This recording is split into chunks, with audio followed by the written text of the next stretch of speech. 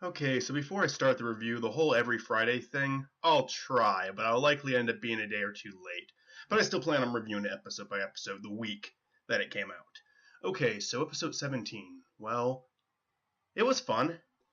There really isn't much to it. Daisy goes to the mailbox, finds out her kingdom is taken over, doesn't care. Pauline meets up with Daisy and they talk, and the Marbros set up a barrier with the help of Squall, informing them if any new villains come in. Okay, so I guess I'll go through it scene by scene. The opening scene was nice because we haven't seen anyone go to the mailbox in a while, and that's always a fun bit.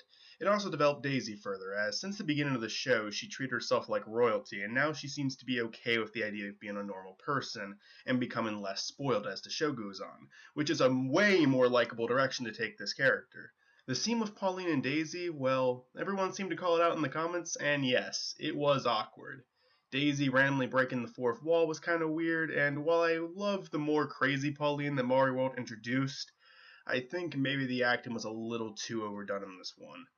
There's a line between funny and obnoxious, but still props for the direction they took Pauline in. In Stupid Mario Brothers, she was kind of boring. In Mario World, I'd say she definitely became her own character with a personality unlike anyone else in the show.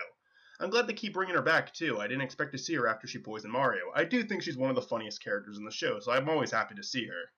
Daisy's improved a lot, too. She went from being this naggy character who did nothing of use, to a bit of a smartass, often making sarcastic comments to stupid or crazy things other characters say. One thing that Jackie has become really good at is her more calm and smart aleck reactions.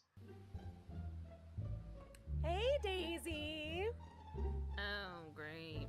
Hey, Pauline, how's it going? I can't have that drab color now that I'm a movie star's wife. You don't say. I'm so glad that I have a friend who's royalty. That's me. I like sarcastic humor, so this is very welcomed. In the final scene, I'd say the food jokes were pretty lazy, but again, good use of Squall, and it's nice to see the brothers interacting again. So overall, a fine episode. My only problems with this is that the acting was a little too overdone at parts and it was very short, which I understand, the show is on a very small budget, but since there was nothing but talking in this episode anyways, I don't know, couldn't the conversations be expanded a little bit? I mean, there's only gonna be 10 episodes of this season, so is the whole thing only gonna be like 30 to 40 minutes long? I'm sure there'll be some longer than others, but when you start telling a story, I think you need a longer running time than what you had during the first season. That being said, it is a nitpick because it was a good 4 minutes.